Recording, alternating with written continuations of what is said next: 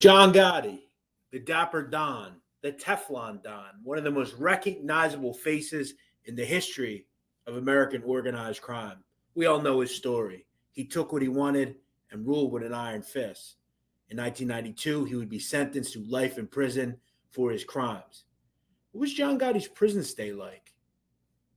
What about the story that one time he got beat up? Who did he go to when he needed help behind the walls at Marion? The story next on Sitdown Shorts.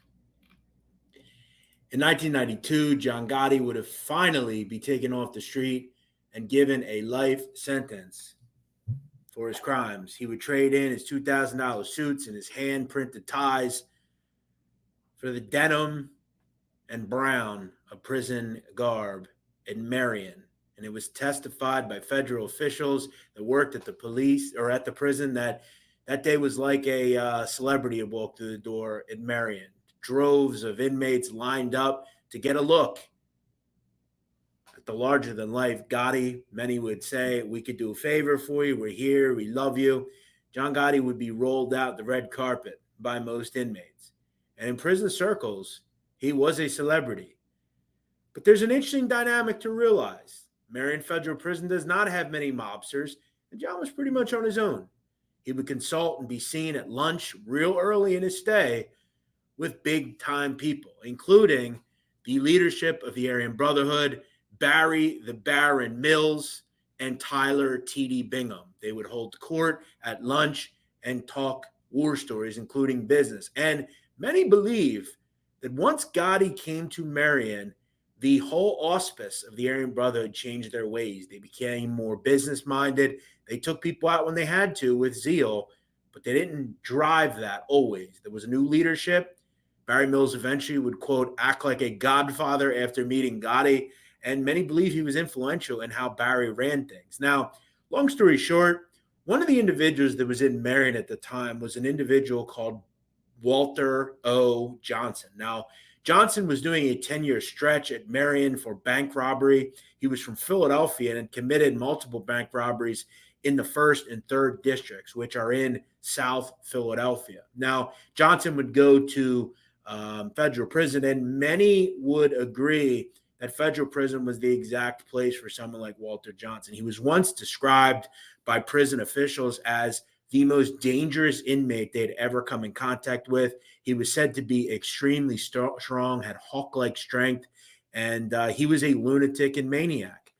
One day on the range, John had developed a reputation that you're not going to push around him. You're going to move out of the way when he walks through. The problem is John Gotti came into contact with the one inmate that was not going to roll out the red carpet and basically told John, you're going to walk out the red carpet for me. I'm just as powerful as you. Walter Johnson did not give a fuck who John Gotti was, and they had issues. Now, there are conflicting reports. However, there is a tape of this incident out there, and in the tape, you can see Walter Johnson come up behind Gotti and sneak him in the back of the head. As he falls on the ground, he begins hitting him more. Now, that's not to say that John Gotti was just snuck and is a victim. There may have been reports as well that John Gotti once called him a racial derogatory term. And in prison, generally, people don't ever forget anything. I'm sure Walter Johnson stewed about it, and he got a shot to knock Gotti down. Now, after the assault, Gotti would say nothing in terms of what happened. He said he had slipped and fell. Johnson would be sent to solitary confinement. Now, obviously, John would plot that you're not going to hit me and get away with it. By this point, he had become chummy with his new prison pals, Barry Mills and Tyler Bingham. Bingham and Mills scoffed at an opportunity at one point to continue to protect Gotti after some problems would arise. But in 1997, an inmate called Kevin Roach would be called on to take care of Walter Johnson. At one point, Gotti would offer the AB, quote, up to $500,000 to kill Walter O. Johnson. And Roach would testify in a 2006 trial, which I'll get to, about how at one point an individual in the AB would, quote, slip him a bullet under the door And that was to signify that they were going to get Walter Johnson. They were going to shoot him in the head with one bullet. And that was to signify that they could get anything done anytime, anywhere, through any means necessary.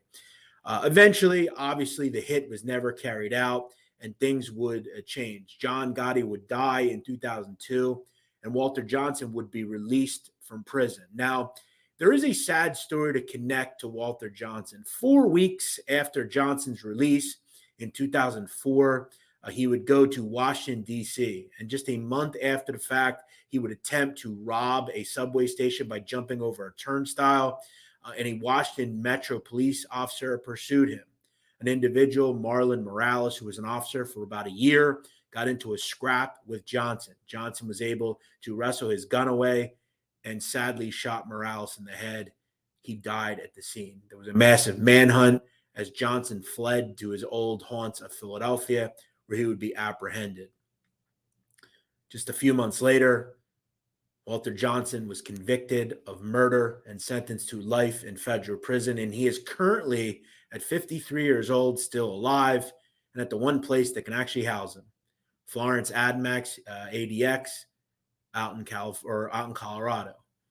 Now, for the Aryan Brotherhood, things would start to come apart, particularly for the leadership in 2006. At that point, they would all be indicted, including Bingham and Mills, on murder charges. And this would ultimately be one of the largest capital punishment cases in the history of the United States. Subsequently, down the road, just a couple of years ago, Barry Mills would die in federal prison, along with T.D. Bingham, who died in 2018. The only individual still alive from this is Walter Johnson. And eventually, he would be the one person to say, maybe other than one other guy in Cosa Nostra circles, that he could say that he hit John Gotti and got away with it. Was the attack maybe coming to Gotti due to something he said? We'll probably never know. But what's sad in all this is the one person that had to deal with all this was Marlon Morales, who we'll say rest in peace to, an individual who was just doing his job.